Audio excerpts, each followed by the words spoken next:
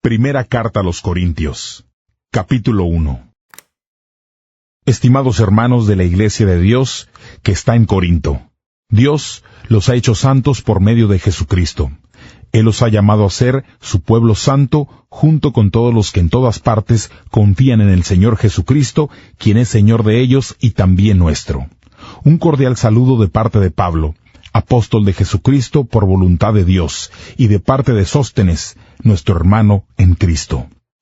Que el generoso amor y la paz de Dios nuestro Padre y de nuestro Señor Jesucristo estén siempre con ustedes. Pablo agradece a Dios. Siempre le doy gracias a mi Dios por ustedes, por el generoso amor que les ha dado por medio de Jesucristo, porque por medio de Él Dios les ha dado toda una riqueza espiritual para hablar y para tener conocimiento. El testimonio de Cristo ha sido confirmado en ustedes. Como resultado, ustedes tienen todos los dones de Dios mientras esperan el regreso de nuestro Señor Jesucristo.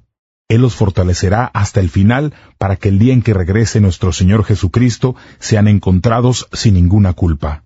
Dios siempre cumple sus promesas, y Él es quien los ha llamado a compartir la vida con su Hijo, nuestro Señor Jesucristo. Problemas en la Iglesia. Hermanos, les pido que en el nombre de nuestro Señor Jesucristo, que se pongan de acuerdo unos con otros para que no haya divisiones entre ustedes. Les pido que se unan nuevamente en torno a las mismas ideas y los mismos propósitos. Les digo esto porque algunos de la familia de Chloe me han contado que hay discordias entre ustedes. Es decir, que algunos de ustedes dicen, yo sigo a Pablo, otros, yo sigo a Apolos, otros, yo sigo a Pedro, y otros, yo sigo a Cristo. ¿Es que Cristo está dividido? ¿Acaso Pablo fue crucificado por ustedes? ¿Fueron ustedes bautizados en el nombre de Pablo? Agradezco a Dios que la mayoría de ustedes no fueron bautizados por mí, excepto Crispo y Gayo. Así nadie puede decir que ustedes fueron bautizados en mi nombre. Bauticé a la familia de Estéfanas, pero no recuerdo si bauticé a alguien más. Cristo no me ha enviado a bautizar, sino a anunciar la buena noticia de salvación, y no con palabras de sabiduría, para que la cruz de Cristo no pierda su poder. Cristo es el poder y la sabiduría de Dios. El mensaje de la cruz parece una tontería para aquellos que están perdidos, pero para los que estamos siendo salvados es el poder de Dios, como está escrito. Destruiré la sabiduría de los sabios, y confundiré el entendimiento de los inteligentes. ¿En qué queda el filósofo? ¿Cómo queda el experto en la escritura? ¿Dónde está el intelectual que discute sobre asuntos de este mundo? Dios ha convertido en tontería la sabiduría de este mundo. El mundo, en su propia sabiduría, no conoció a Dios. Así que Dios, en su propia sabiduría, prefirió salvar a los que creen por medio de la tontería del mensaje que anunciamos. Los judíos buscan milagros mientras los griegos buscan sabiduría. Pero nosotros anunciamos a Cristo crucificado. Este mensaje resulta ofensivo para los judíos y les parece una tontería a los que no son judíos. Pero para los que han sido llamados por Dios, judíos o no, este mensaje es poder y sabiduría de Dios. Pues la tontería de Dios es más sabia que la sabiduría de los hombres, y la debilidad de Dios es más fuerte que la fortaleza de los hombres. Ahora fíjense, hermanos, según las normas humanas, no hay entre ustedes muchos sabios, tampoco muchos que tengan influencias, ni que pertenezcan a familias importantes. Pero a pesar de todo, Dios los ha llamado. Pero Dios prefirió usar las tonterías de este mundo para avergonzar a los sabios, y prefirió usar a los débiles de este mundo para avergonzar a los poderosos. Dios prefirió lo que el mundo cree que no es importante, lo que desprecia y lo que no significa nada. Prefirió todo eso para destruir lo que el mundo cree que es importante. Dios hizo esto para que nadie pueda alabarse a sí mismo delante de Él. Por medio de Él, ustedes pertenecen a Jesucristo, quien se ha convertido en la sabiduría de Dios para nosotros. Por medio de Cristo, Dios nos aprueba, nos libera del pecado y nos santifica. Así que como está escrito, si alguien alaba algo, que alabe lo que el Señor ha hecho. Capítulo 2. El mensaje de Cristo crucificado. Estimados hermanos, cuando los visité, Les anuncié el plan secreto de Dios sin usar palabras elevadas ni de gran sabiduría, pues decidí que mientras estuviera con ustedes me olvidaría de todo, excepto de Jesucristo, y que haría énfasis en su muerte en la cruz. Estaba débil y temblaba de miedo cuando me presenté ante ustedes.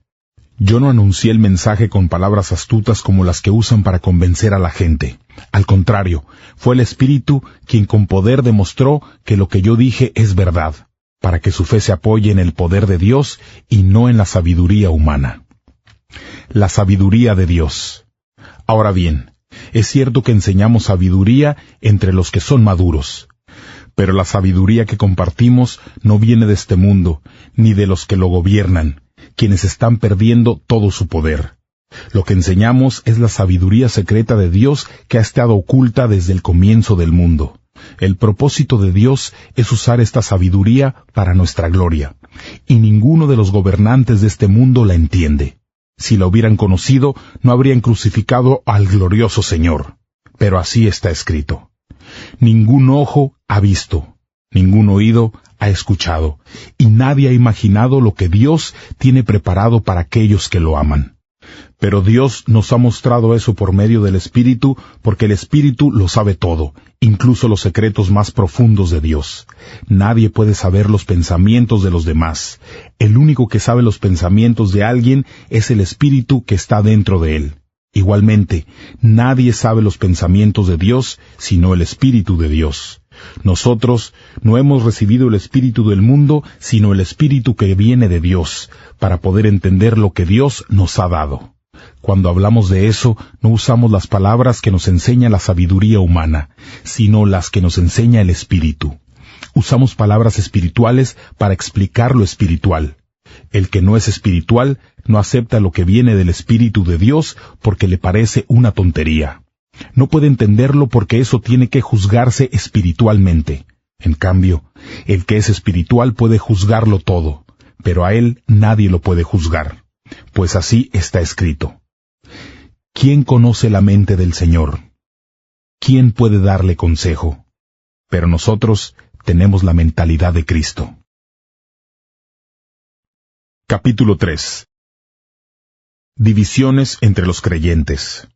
Hermanos, antes no les podía hablar como a gente espiritual, sino como a los que todavía no han crecido espiritualmente, es decir, como a bebés en Cristo. Las enseñanzas que les di fueron como leche porque todavía no podían comer nada sólido, y aún no están listos para comerlo, pues todavía no siguen al Espíritu. Aún hay envidias y peleas entre ustedes. ¿No demuestra eso que todavía no han crecido espiritualmente y que actúan como cualquier otro del mundo? Cuando uno de ustedes dice, yo sigo a Pablo, y otro dice, yo sigo a Apolos, actúan como la gente del mundo. ¿Es Apolos el más importante? ¿Es Pablo el más importante? Solo somos siervos de Dios, que los hemos ayudado a ustedes para que tengan fe. Cada uno de nosotros hizo el trabajo que el Señor le dio. Yo sembré la semilla, y Apolos la regó, pero Dios la hizo crecer. Entonces, el importante no es el que siembra la semilla ni el que la riega, sino Dios que la hace crecer. El que siembra y el que riega tienen el mismo propósito. Cada uno recibirá una recompensa según los resultados del trabajo que haga. Nosotros somos compañeros de trabajo al servicio de Dios y ustedes son como la tierra que Dios cultiva. Ustedes son como una casa que le pertenece a Dios. Yo senté las bases de esa casa como un hábil constructor, gracias al don que Dios me dio, pero hay otros que construyen sobre esa base. Cada uno debe tener cuidado de cómo construye. La base de todo ya está construida y nadie puede construir otra porque esa base es Jesucristo. Algunos construyen sobre esa base con oro, plata, piedras preciosas, madera, cañas o paja. Pero en ese día, el trabajo de cada uno se dará a conocer como realmente es. Ese día habrá fuego para poner a prueba su trabajo y para demostrar la calidad de lo que cada cual ha hecho. Si lo que alguien construyó resiste el fuego, ese constructor recibirá su recompensa. Si su construcción se quema, sufrirá pérdidas. Él se salvará, pero como alguien que escapa de un fuego. Ustedes deberían saber que son el templo de Dios y el Espíritu de Dios vive en ustedes. Aquel que destruya el templo de Dios será destruido por Dios. El templo de Dios es santo. Por eso ustedes también son santos. No se engañen a ustedes mismos. Si alguno se cree sabio, según la sabiduría de este mundo, primero hágase ignorante para ser verdaderamente sabio.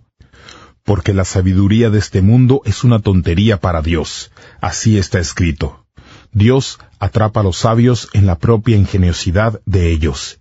Y además, el Señor sabe que los pensamientos de los sabios no valen nada. Por eso nadie debe alabarse por seguir a un ser humano, pues todo es de ustedes. Pablo, Apolos, Pedro, el mundo, la vida, la muerte, lo presente o lo futuro. Todo le pertenece a ustedes. Ustedes pertenecen a Cristo y Él pertenece a Dios. Capítulo 4. Apóstoles de Cristo. Así que la gente debe vernos simplemente como siervos de Cristo, como aquellos en quienes Dios ha confiado para enseñar su plan secreto. Además, una persona en la que alguien ha confiado debe demostrar que es digna de esa confianza. Me tiene sin cuidado que me juzguen ustedes o un tribunal humano.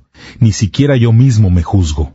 Hasta donde yo sé, no he hecho nada malo, pero no por eso soy inocente. El Señor es quien me juzga. Por eso les aconsejo que no juzguen antes de tiempo. Esperen a que el Señor venga.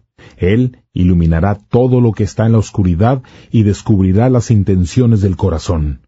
En ese momento, Dios dará a cada uno la alabanza que se merezca. Hermanos, les pongo como ejemplo de todo esto a Apolos y a mí mismo. Lo hago para que con nuestro ejemplo ustedes aprendan lo que significa. Solo obedezcan lo que está escrito. Así no sentirán orgullo por un hombre y odio por otro. ¿Quién ha dicho que tú eres mejor que los demás? Todo lo que tienes, Dios te lo ha dado. Entonces, ¿por qué presumes como si lo hubieras conseguido tú mismo? Ustedes se creen que ya tienen todo lo que necesitan, que ya se han vuelto muy ricos y que gobiernan como reyes sin nuestra ayuda. Qué bueno sería si en verdad fueran reyes para que pudiéramos gobernar con ustedes. Pues me parece que a nosotros los apóstoles, Dios nos ha dado el último lugar, como si estuviéramos condenados a morir frente a todos.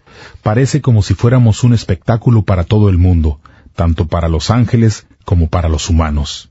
Por la causa de Cristo, nosotros nos hemos convertido en tontos, mientras que para ustedes seguir a Cristo significa que son sabios.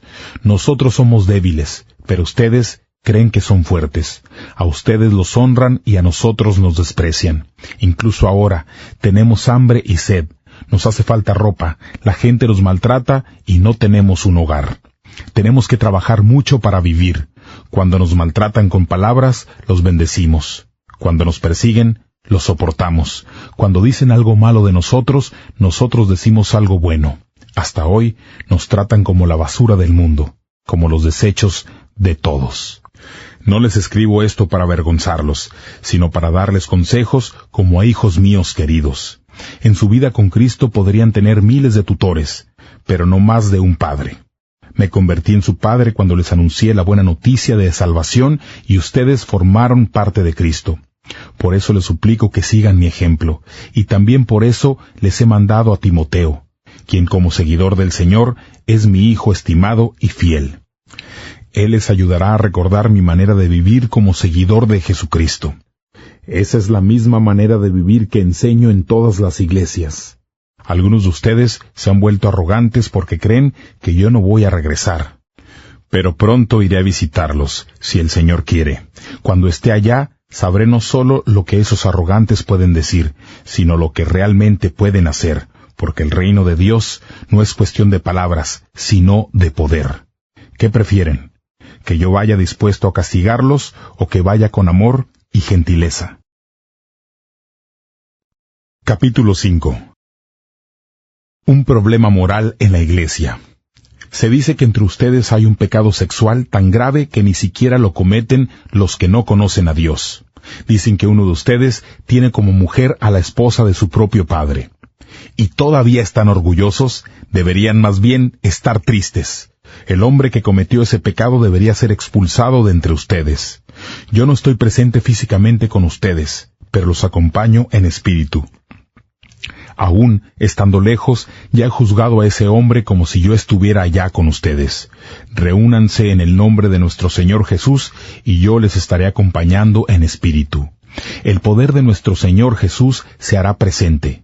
En ese momento entreguen a Satanás al que cometió el pecado.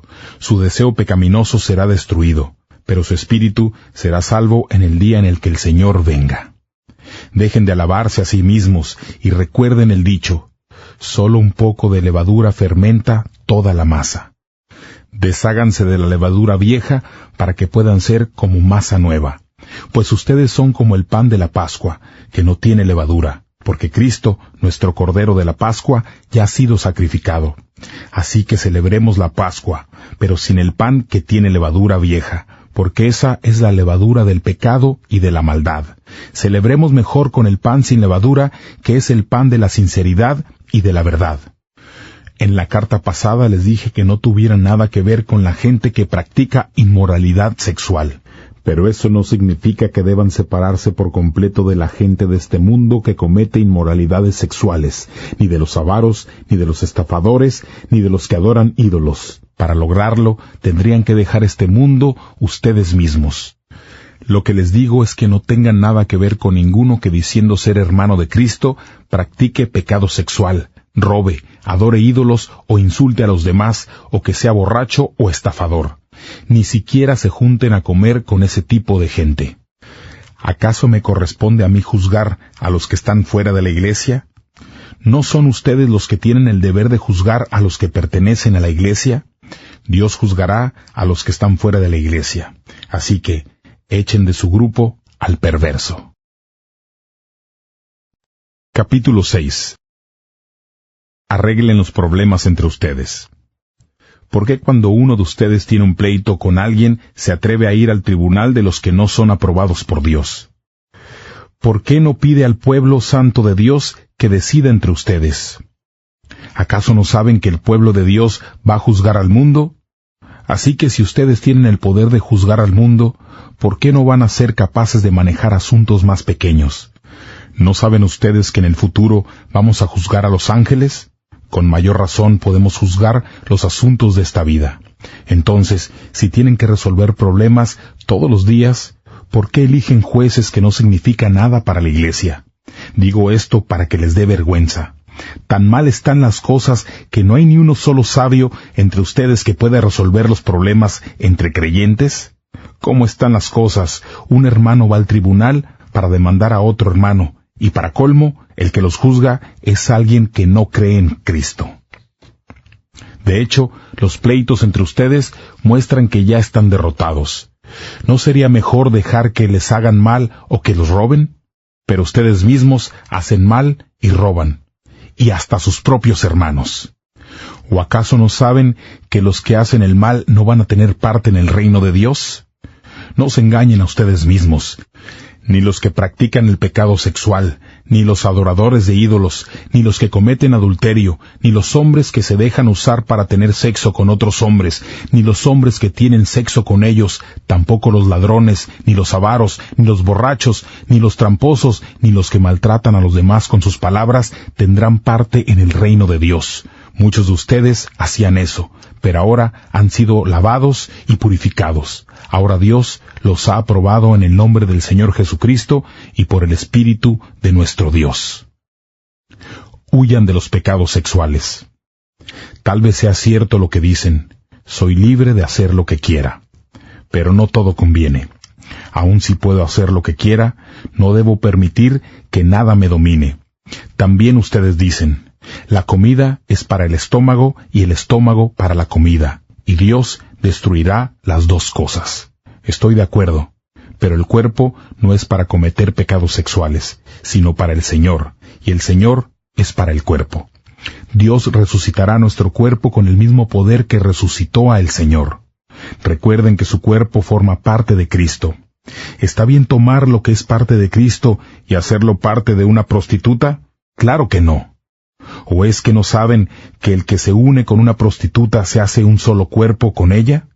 Porque la Escritura dice: los dos serán un solo ser.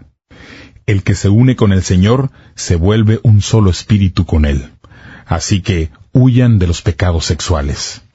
Ustedes también dicen, ningún pecado que el ser humano pueda cometer tiene que ver con el cuerpo físico. Sin embargo, yo digo que el que comete inmoralidad sexual peca contra su propio cuerpo.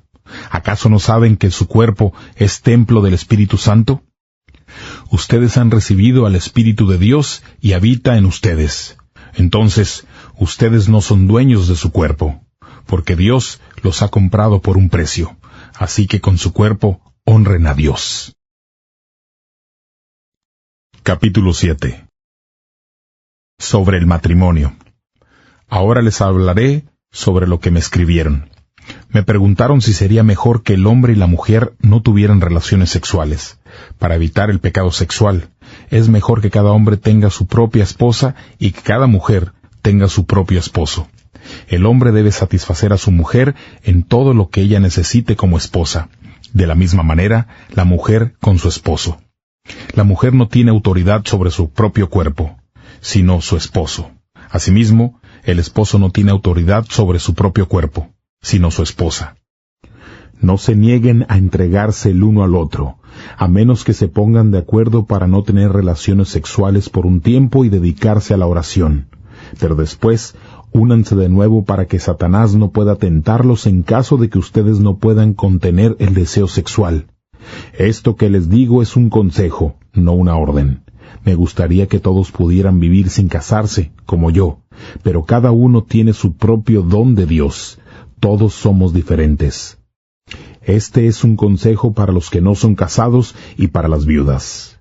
Es mejor que sigan sin casarse, como yo. Pero si no se pueden controlar, es mejor que se casen, pues es mejor casarse que quemarse. A los casados les doy esta orden, que no es mía, sino del Señor. Que la esposa no se separe de su esposo, pero si se separa, que no se vuelva a casar o que vuelva con su esposo. De la misma manera, el esposo no se divorcie de su esposa. A todos los demás les digo esto yo, no el Señor. Si la esposa de algún hermano no cree en Cristo, pero acepta vivir con él, que el hermano no se divorcie de ella. Si el esposo de una mujer no cree en Cristo, pero acepta vivir con ella, que la mujer no se divorcie de él.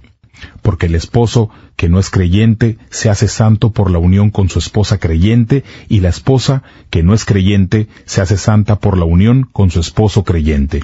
Si esto no fuera cierto, entonces sus hijos serían impuros, pero ahora ellos son santos. Pero si el esposo o la esposa que no cree quiere separarse, dejen que se separe. En ese caso, el esposo o la esposa creyente no tiene obligación, porque Dios los ha llamado a vivir en paz.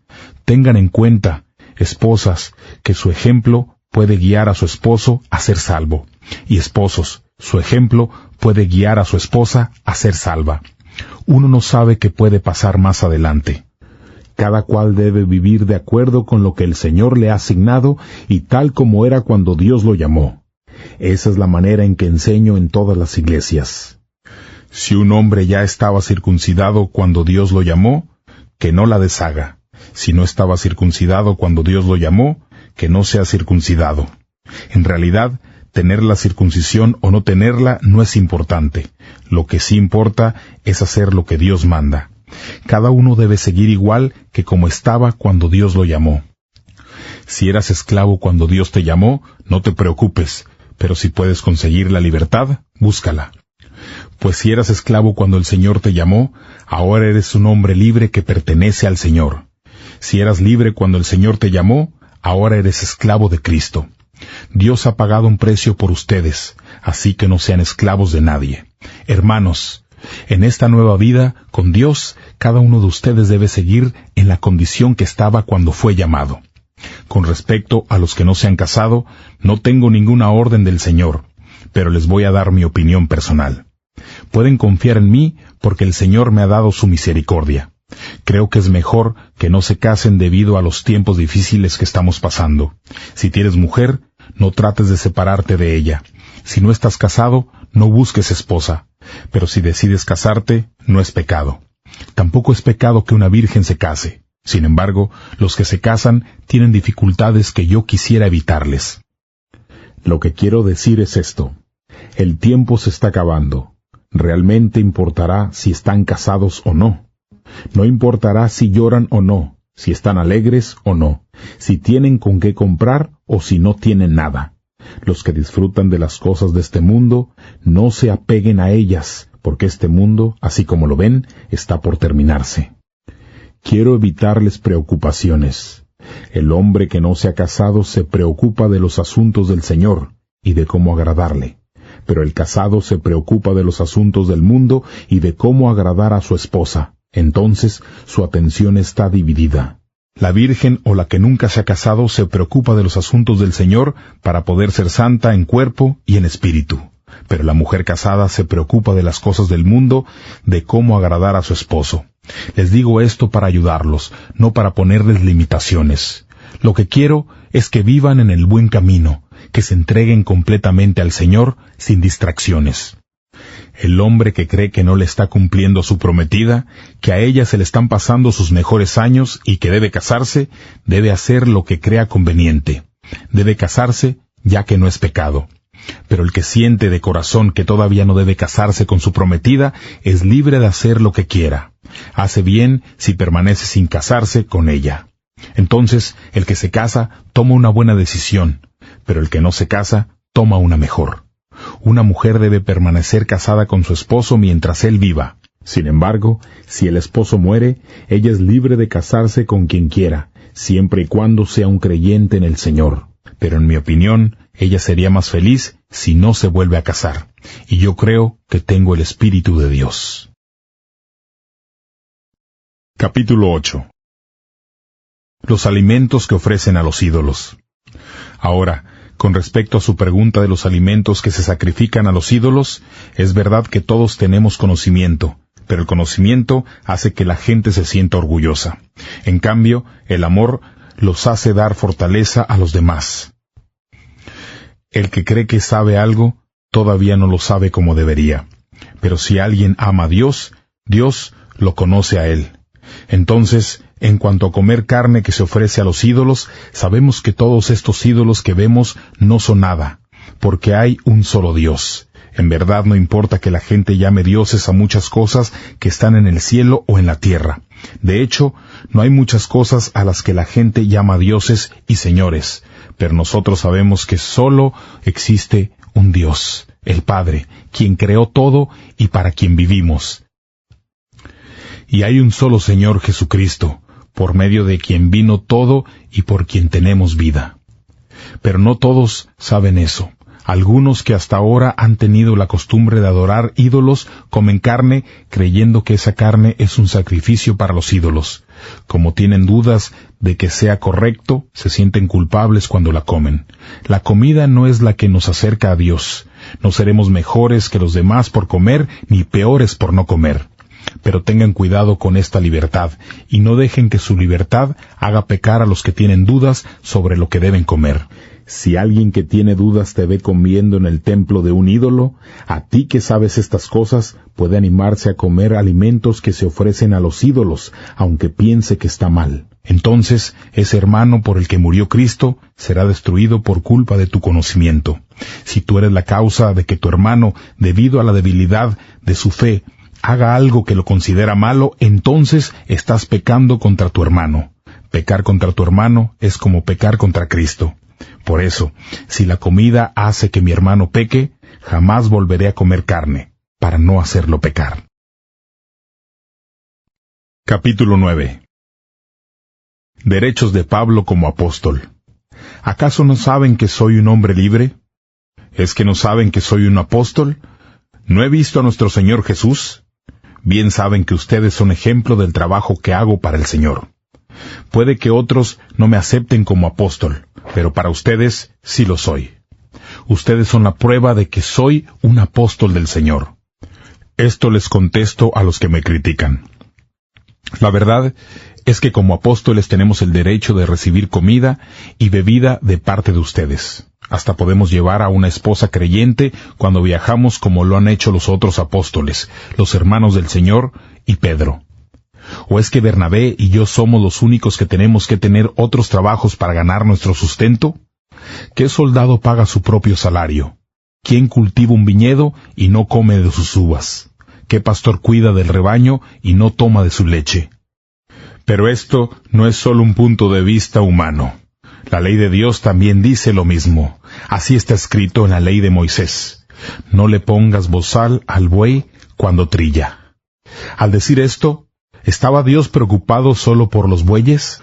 Más bien se refería a nosotros. La Escritura es para nuestro bienestar, pues tanto el que ara la tierra como el que la trilla deben hacerlo con la esperanza de recibir una parte de la cosecha. Así que como nosotros hemos plantado semillas espirituales en ustedes, ¿es mucho pedir que cosechemos cosas materiales? Si otros reciben sustento de ustedes, más derecho tenemos nosotros. Pero no hemos hecho uso de ese derecho. Al contrario, hemos soportado todo para no poner obstáculos a la comunicación de las buenas noticias acerca de Cristo. Como ustedes ya saben, los que trabajan en el templo reciben su comida del templo, y los que atienden el altar también reciben parte de las ofrendas. De la misma manera, Dios ha ordenado que los que anuncian la buena noticia de la salvación vivan de ese trabajo. Pero yo no he usado esos derechos. Tampoco les escribo para que me den algo. Prefiero morir que perder el motivo de mi orgullo. Porque enseñar la buena noticia de salvación no es motivo para que me llene de orgullo.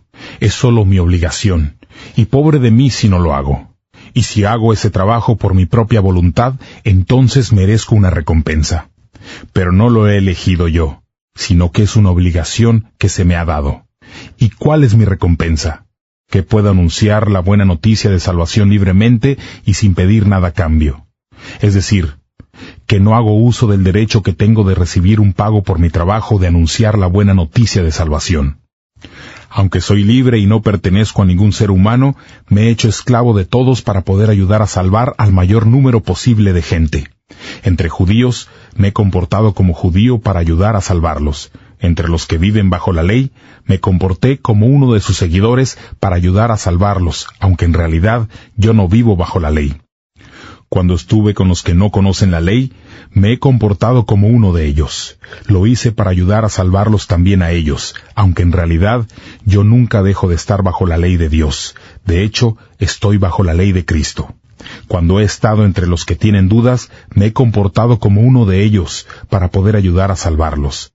Es decir, me he hecho todo para todos para que de todos modos pueda ayudar a salvar a algunos. Hago todo esto por la buena noticia de salvación, para participar de sus bendiciones. Cuando hay una carrera, todos corren para ganar, pero solo uno recibe el premio. Así que corran para ganar. Todos los deportistas que compiten en la carrera tienen que entrenar con disciplina. Lo hacen para poder recibir un premio que no dura. Pero nuestro premio dura para siempre. Por eso yo no corro sin una meta, ni peleo como los boxeadores que solo dan golpes al aire. Golpeo mi propio cuerpo. Lo castigo para controlarlo, para así no resultar yo mismo descalificado ante Dios, después de haber anunciado la buena noticia de salvación a los demás. Capítulo 10. El mal ejemplo de Israel. Hermanos, quiero que recuerden que todos nuestros antepasados estuvieron bajo la nube y que todos atravesaron el Mar Rojo. Fue como si todos hubieran sido bautizados en la nube y en el mar para ser seguidores de Moisés. Todos comieron el mismo alimento espiritual y bebieron la misma bebida espiritual. Bebieron de la roca espiritual que iba con ellos, y la roca era Cristo. Pero Dios no estaba contento con muchos de ellos. Por eso sus cuerpos quedaron tendidos por el desierto.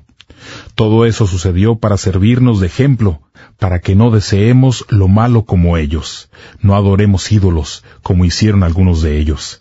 Así está escrito. Todos se reunieron a comer y a beber, y luego empezaron a parrandear.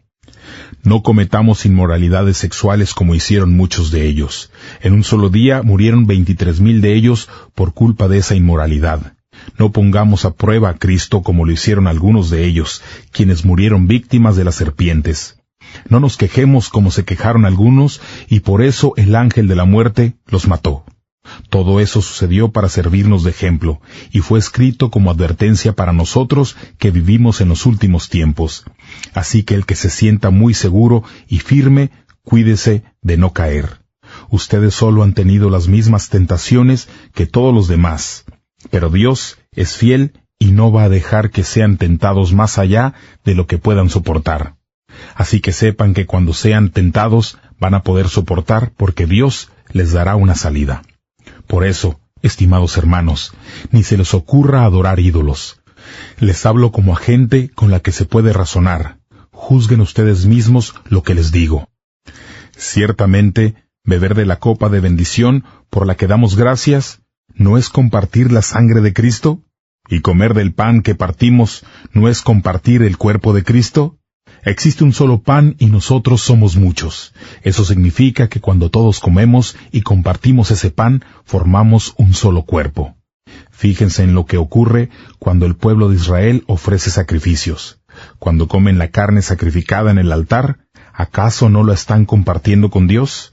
No estoy diciendo que los sacrificios a los ídolos tienen algún valor, ni que los ídolos mismos lo tengan. No, porque esos sacrificios ofrecen a los demonios, no a Dios, y no quiero que ustedes compartan con los demonios. Ustedes no pueden beber de la copa del Señor y a la vez de la copa de los demonios. No pueden compartir de la mesa del Señor y a la vez de la mesa de los demonios. ¿Acaso queremos provocar los celos del Señor? ¿No somos más fuertes que Él, verdad? Libres para dar gloria a Dios. Se dice, todo está permitido, pero no todo es bueno. Todo está permitido, pero no todo es beneficioso. Que nadie busque su provecho personal, sino el beneficio de los demás. Coman cualquier carne que se venda en la carnicería sin preguntar si se debe comer o no, pues la tierra y todo lo que hay en ella pertenece al Señor. Si alguien que no cree en Cristo los invita a comer y ustedes deciden ir, coman de todo lo que les den, sin preguntar si se debe comer o no.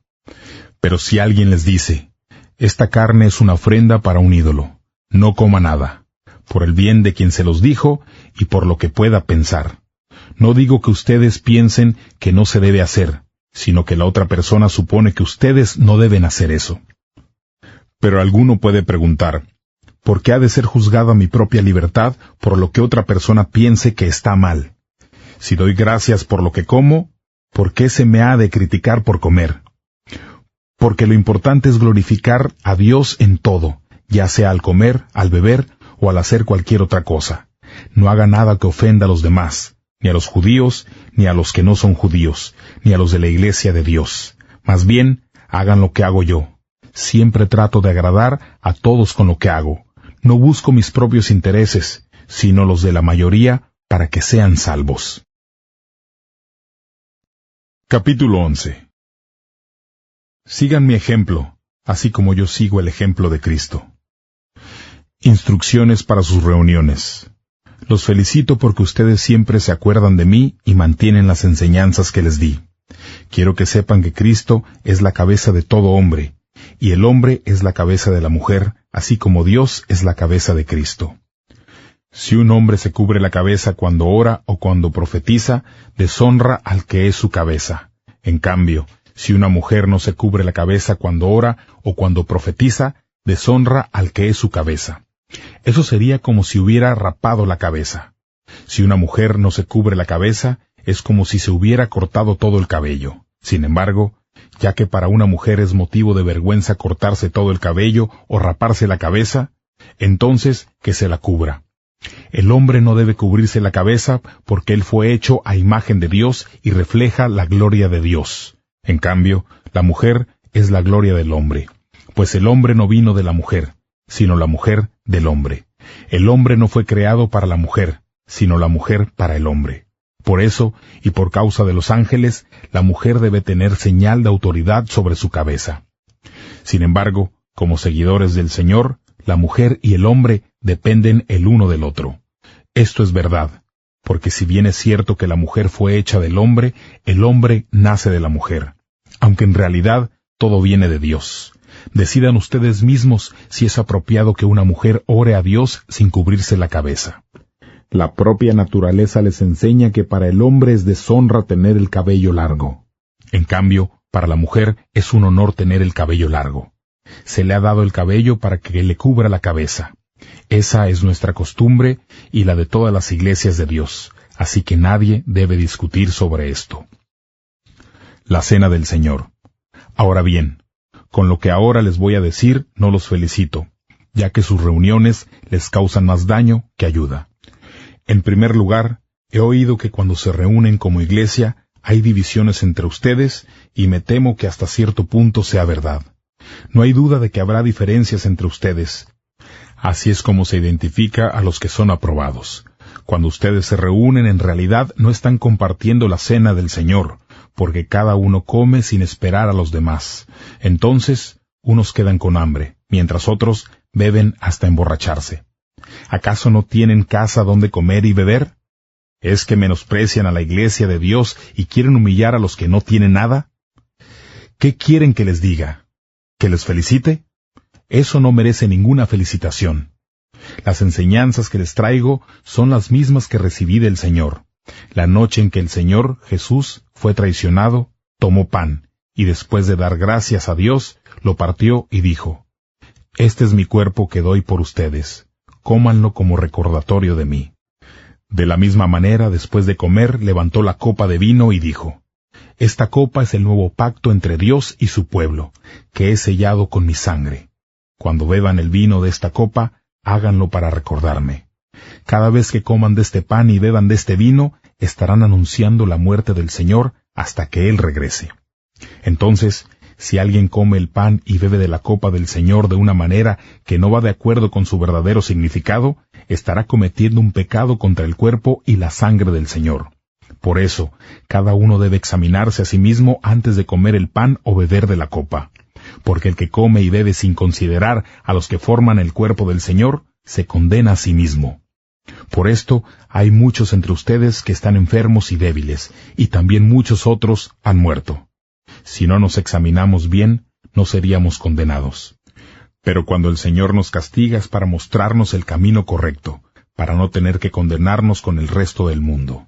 En conclusión, hermanos, cuando se reúnen a comer, espérense unos a otros. Si alguien tiene mucha hambre, que coma en su casa para que Dios no tenga que castigarlo.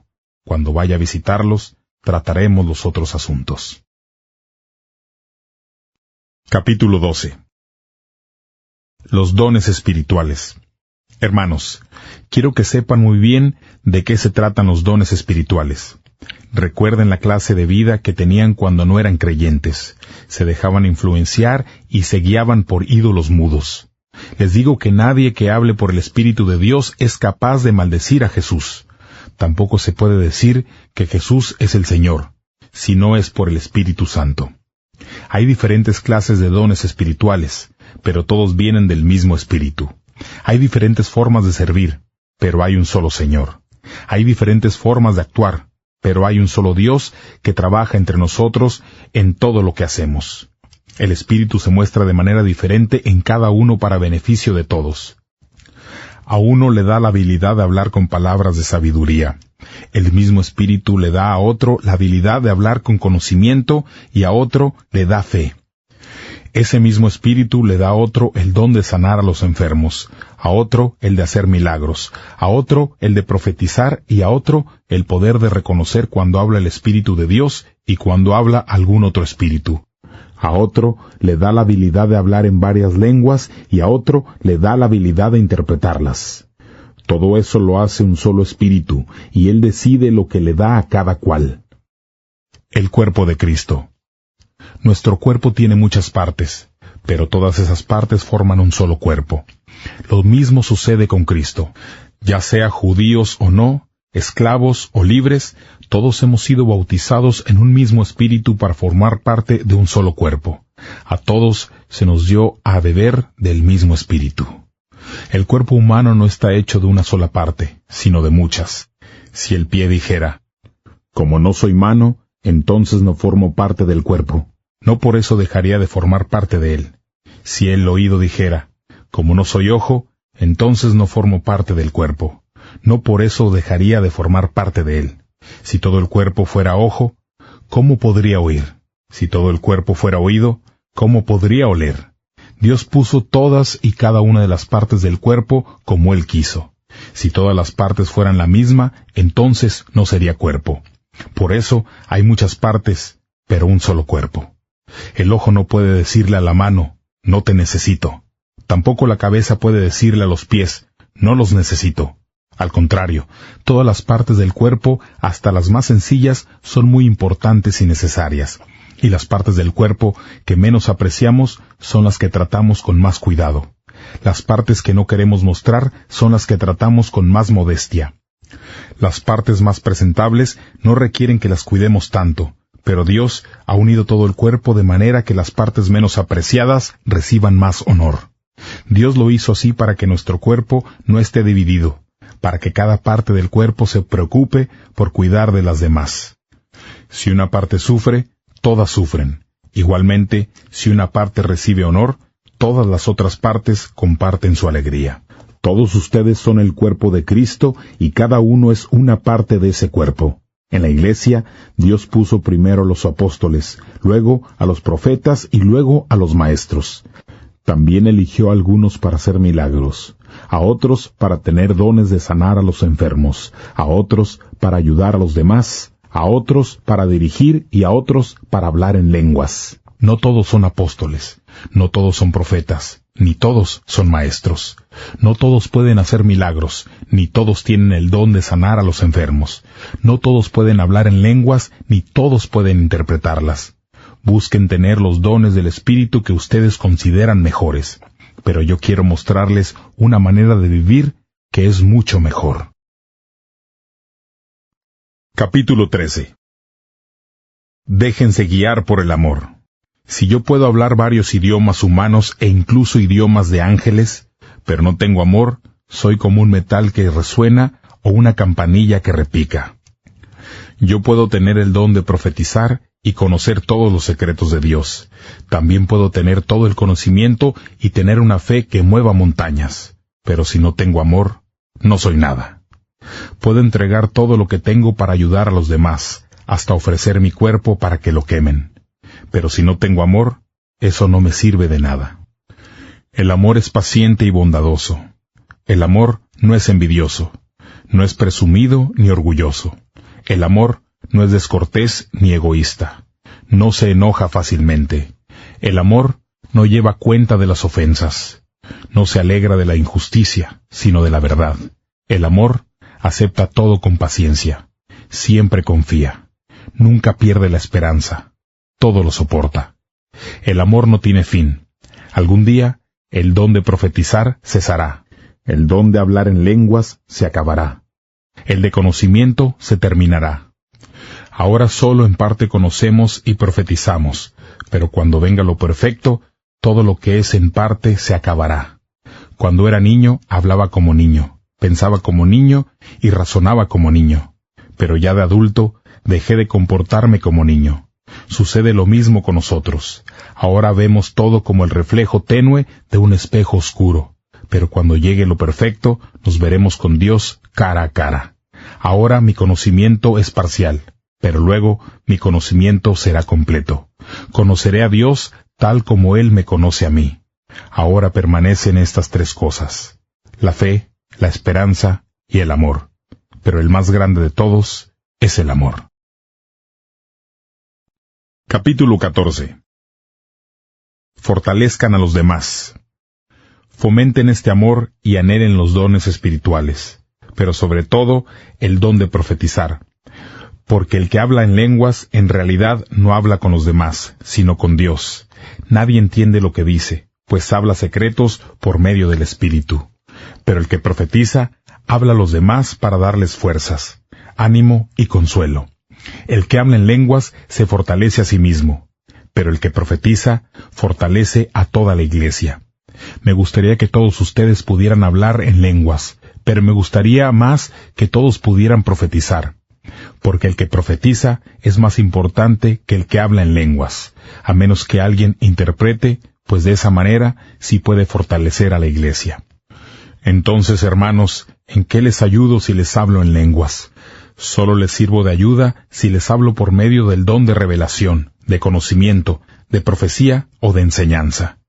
Lo mismo sucede con los objetos que suenan, por ejemplo la flauta o el arpa. Si los sonidos no son claros, nadie puede saber cuál es la melodía que se está tocando. Y si la trompeta de guerra no suena bien, nadie va a alistarse para combatir. Así sucede con ustedes. Si hablan con palabras que no se pueden entender, nadie va a saber lo que dijeron. Será como hablarle al viento. Es cierto que hay muchos idiomas en el mundo y todos tienen significado. Pero si yo no entiendo lo que alguien me dice, seré como un extranjero para él, y el que habla será como un extranjero para mí. Sucede lo mismo con ustedes. Ya que ustedes tienen afán por manifestaciones espirituales, busquen las que más fortalecen a la iglesia. Así que, el que habla en lenguas debe orar para que también pueda interpretar lo que dice. Pues si yo oro en lenguas, mi espíritu ora, pero mi mente no entiende nada. Entonces, ¿qué puedo hacer? Oraré no solo con el espíritu, sino también con el entendimiento, y cantaré no solo con el espíritu, sino también con el entendimiento. Porque si alabas a Dios solo con el espíritu, ¿qué harán los que no entienden? Cuando des gracias, no podrán decir, así sea, porque no entienden lo que dices. Puedes agradecer muy bien, pero eso no fortalece a los demás. Doy gracias a Dios porque hablo en lenguas más que cualquiera de ustedes. Pero en las reuniones de la iglesia prefiero decir 5 palabras que se entiendan y que instruyan a los demás que 10,000 palabras en un idioma que nadie sabe. Hermanos, no piensen como niños. Sin embargo, en cuanto a la maldad, sean inocentes como bebés, y en su modo de pensar sean adultos maduros. Así dice en las Escrituras: por la gente que habla un idioma diferente y por los labios de los extranjeros le hablaré a este pueblo. Pero ni aun así me harán caso, dice el Señor. Por eso, vemos que el uso de diferentes lenguas muestra cómo es que Dios trata con los que no creen, no con los que creen. Y la profecía, en cambio, muestra cómo es que Dios obra por medio de los que creen, no de los que no creen. Supongan que toda la iglesia está reunida, y todos hablan en lenguas. Si entran los que no entienden, o los que no creen, ¿no dirían que todos ustedes están locos? Pero supongan que todos profetizan. Si entra alguien que no cree o que no entiende y oye lo que están diciendo, va a darse cuenta de sus pecados y será juzgado por los que ustedes dicen. Los secretos de su corazón quedarán al descubierto y se postrará rostro en tierra para alabar a Dios diciendo: en verdad, Dios está entre ustedes. Reuniones que fortalecen a la iglesia. Entonces, hermanos, cuando se reúnan, uno presenta un salmo, otro una enseñanza, otro una revelación, otro habla en lenguas y otro interprete. Todo debe hacerse para fortalecer a la iglesia. Si algunos de ustedes hablan en lenguas, que solo hablen 2 o 3 cuando mucho, cada uno por turno y con un intérprete.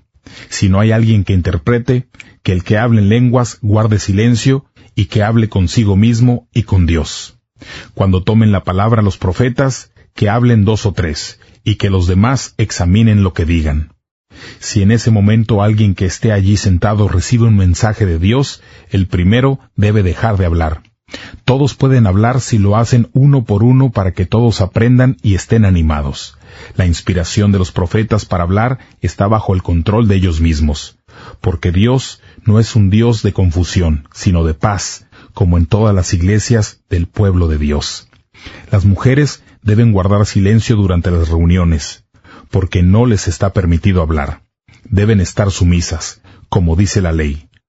Si una mujer quiere cuestionar algo o saber algo, le puede preguntar después a su esposo cuando estén en la casa. Es motivo de vergüenza que una mujer tome la palabra en las reuniones de la iglesia. Acuérdense que el mensaje de Dios no comenzó con ustedes y tampoco ustedes son los únicos que lo han recibido.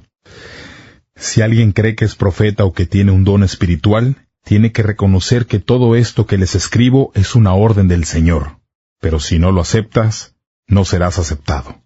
En conclusión, hermanos, anhelen profetizar, y no le prohíban a nadie hablar en lenguas. Que todo lo que hagan sea siempre de forma apropiada y ordenada. Capítulo 15. Las buenas noticias sobre Cristo. Hermanos, ahora quiero que recuerden la buena noticia de salvación que les anuncié. Han aceptado ese mensaje y están firmes en él. Es el mensaje que los salva si siguen creyendo en lo que les anuncié. Si no, habrán creído en vano. Les he comunicado el mensaje que recibí, del cual les he dicho lo más importante, que Cristo murió por nuestros pecados, tal como dicen las Escrituras, que fue enterrado y al tercer día resucitó, como dicen las Escrituras, y que se apareció a Pedro y luego a los 12. Después se apareció a más de 500 hermanos al mismo tiempo. Muchos de ellos todavía están vivos, otros ya han muerto. Luego, Cristo se apareció a Santiago y de nuevo a los apóstoles. Por último, se me apareció a mí. Conmigo fue diferente, como a un bebé nacido a destiempo. Porque soy el menos importante de los apóstoles, y ni siquiera merezco ser llamado apóstol porque perseguí a la iglesia de Dios. Pero lo soy porque Dios fue bondadoso conmigo y esa bondad no ha sido desperdiciada.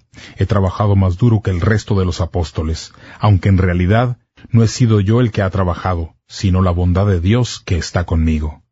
Entonces no importa si el que anuncia soy yo o los otros apóstoles, todos anunciamos ese mismo mensaje que ustedes han creído. Seremos resucitados. Ya que todos nosotros les anunciamos que Cristo fue resucitado de la muerte, ¿cómo es posible, entonces, que algunos de ustedes digan que no hay resurrección? Si no hay resurrección, entonces Cristo tampoco ha sido resucitado. Si Cristo no ha sido resucitado, entonces nuestro mensaje no tiene caso, ni su fe tampoco. Si los muertos no resucitan, entonces somos culpables de mentir acerca de Dios, porque les dijimos a todos que Él resucitó a Cristo, sin ser cierto. Si los muertos no resucitan, entonces Cristo tampoco ha resucitado. Si Cristo no ha resucitado, su fe no vale nada, y todavía son culpables de su pecado. Los que murieron creyendo en Cristo también están perdidos. Si nuestra esperanza en Cristo es solo para esta vida, entonces somos los seres humanos más dignos de lástima. Pero en realidad, Cristo ha resucitado y fue el primero de todos los que serán resucitados de la muerte. Así como la muerte llegó a la humanidad por medio de un hombre, también por medio de un hombre llega la resurrección. Así como Adán trajo la muerte a todos, Cristo nos traerá vida a todos nosotros. Pero todos deben ser resucitados en cierto orden. Primero fue Cristo, y luego cuando Cristo regrese, serán resucitados también los que pertenecen a Él. Después vendrá el fin, cuando Cristo acabará con todos los gobernantes, las autoridades y los poderes y entregará el reino a Dios Padre. Pues Cristo debe reinar hasta que todos los enemigos estén bajo su poder. El último enemigo en ser destruido será la muerte, porque dice la Escritura, Dios puso todo bajo su poder. Cuando dice que todo está bajo el poder de Cristo, es claro que esto no incluye a Dios, porque Dios fue quien puso todo bajo su poder. Cuando todo esté dominado por Él, entonces el Hijo mismo se pondrá bajo el poder de Dios, quien puso todo bajo el poder de Cristo, para que Dios tenga el control absoluto de todo. De otra manera, ¿qué harían los que se bautizan por los muertos? Si los muertos no serán resucitados, ¿para qué se bautizan por ellos? ¿Y por qué nos arriesgamos a todas horas? Hermanos, yo muero todos los días. Esto es tan cierto como el orgullo que siento porque ustedes son creyentes en nuestro Señor Jesucristo. Cuando luché contra las fieras en Éfeso, ¿qué hubiera ganado yo si lo hubiera hecho solo por razones humanas? Si los muertos no resucitan, entonces comamos y bebamos, que mañana moriremos. Pero no se dejen engañar. Las malas compañías dañan las buenas costumbres. Reaccionen, entren en razón y salgan del pecado, pues yo sé que algunos de ustedes no conocen a Dios y digo esto para que les dé vergüenza. El cuerpo y la resurrección. Tal vez alguien preguntará, ¿cómo van a ser resucitados los muertos? ¿Qué clase de cuerpo van a tener? ¡Qué pregunta tan tonta! La semilla no germina a menos que muera, ¿verdad? Y lo que siembras es una simple semilla que todavía no tiene la forma que ha de tener después, es decir, que no tiene el mismo cuerpo, así se trate de trigo u otro grano. Dios le da a cada semilla la forma que Él decide. Cada semilla recibe el cuerpo que le corresponde. No todos los cuerpos son iguales. Los hombres tienen un cuerpo y los animales tienen otro. Las aves tienen un cuerpo y los peces otro. Hay también cuerpos celestes y cuerpos terrestres, pero los cuerpos celestes tienen un tipo de belleza, mientras que los cuerpos terrestres tienen otro. El sol tiene un tipo de belleza, y la luna otro. Las estrellas tienen otro tipo de belleza, y cada una tiene una belleza diferente. Así será la resurrección de los muertos. El cuerpo que se pone en la tierra se pudre. Pero el cuerpo que es resucitado nunca se pudre. El cuerpo que se entierra no tiene honor, pero el que resucita es glorioso. El cuerpo que se entierra es débil, pero el que resucita es fuerte. Lo que se entierra es el cuerpo físico, pero lo que resucita es el cuerpo espiritual. Pues así como hay cuerpos físicos, también hay cuerpos espirituales. Así está escrito. El primer hombre, Adán, se convirtió en ser vivo. El último Adán se convirtió en espíritu que da vida. Entonces, el hombre espiritual no apareció primero, sino el hombre físico, y luego el espiritual. El primer hombre viene del polvo de la tierra. En cambio, el segundo hombre viene del cielo.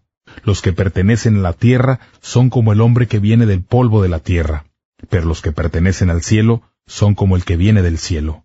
Ahora somos como el hombre que viene del polvo de la tierra, pero luego seremos como el hombre que viene del cielo. Les digo esto, hermanos, nuestro cuerpo de carne y hueso no puede tener parte en el reino de Dios, pues lo que se pudre no puede ser parte de lo que nunca se pudre. Pero escuchen este secreto. No todos moriremos, pero todos seremos transformados. En un abrir y cerrar de ojos seremos transformados. Esto sucederá al toque final de la trompeta, pues la trompeta va a sonar, y los muertos serán resucitados con un cuerpo que nunca se pudre, y todos seremos transformados. Nuestro cuerpo, que se va a podrir, se vestirá con lo que nunca se pudre, y este cuerpo, que va a morir, se vestirá con lo que nunca muere. Cuando lo que se pudre se vista con lo que nunca se pudre, y cuando lo que muere se vista con lo que nunca muere, entonces lo que dice la Escritura se hará realidad. La muerte ha sido devorada por la victoria. Muerte, ¿dónde está tu victoria? Muerte, ¿dónde está tu aguijón? El aguijón de la muerte es el pecado. El poder del pecado es la ley. Pero demos gracias a Dios de que nos han dado victoria a través de nuestro Señor Jesucristo. Por lo tanto, hermanos, permanezcan firmes y no dejen que nada los haga cambiar. Dedíquense totalmente a trabajar para el Señor. Bien saben que su trabajo no es en vano. Capítulo 16. La colecta para los creyentes de Judea. Con relación a la colecta para el pueblo de Dios, quiero que hagan lo mismo que les pedí a los hermanos de la iglesia de Galacia. Los domingos, cada uno de ustedes debe separar y guardar algo de lo que haya ganado en la semana. Así, no tendrán que hacer colectas cuando yo llegue. Cuando vaya a visitarlos, enviaré a los que ustedes elijan para recoger la colecta que quieren enviar a Jerusalén. Los enviaré con cartas de presentación. Si es conveniente que yo vaya, entonces pueden ir conmigo. Planes de Pablo.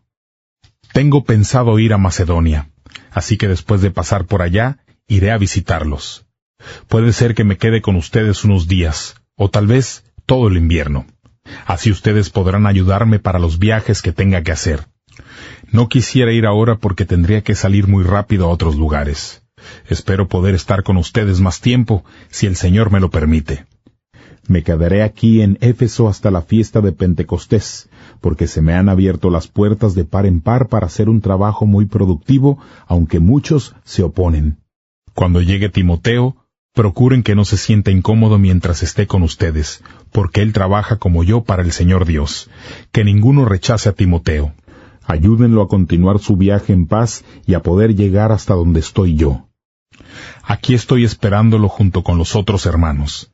Con respecto a nuestro hermano Apolos, le rogué mucho que fuera a visitarlos con los otros hermanos. No quiso ir ahora, pero irá a visitarlos cuando tenga una oportunidad.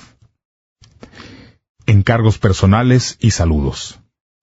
Manténganse alerta y sigan firmes en la fe. Sean valientes y fuertes, y todo lo que hagan, háganlo con amor. Ustedes conocen a la familia de Estéfanas y saben que ellos fueron los primeros creyentes de la región de Acaya. Ellos se han comprometido a servir al pueblo de Dios. Por eso, hermanos, les pido que obedezcan a los que son como ellos y a todos los demás que trabajan duro para el Señor. Me alegro por la presencia de Estéfanas, Fortunato y Acaico. Ellos han llenado el vacío que sentía desde que los dejé. Me han dado ánimo y a ustedes también. Por eso aprecian a las personas que son como ellos. Las iglesias de la provincia de Asia los saludan. Aquila, Priscila y la iglesia que se reúne en su casa les mandan muchos saludos en el nombre del Señor. Todos los hermanos les mandan saludos. Salúdense unos a otros con un beso santo. Yo, Pablo, les escribo estos saludos de mi puño y letra. Si alguien no ama al Señor, entonces que sea condenado. Ven, Señor nuestro. Que el Señor Jesucristo los bendiga en abundancia. Mi amor está con todos ustedes que pertenecen a Jesucristo.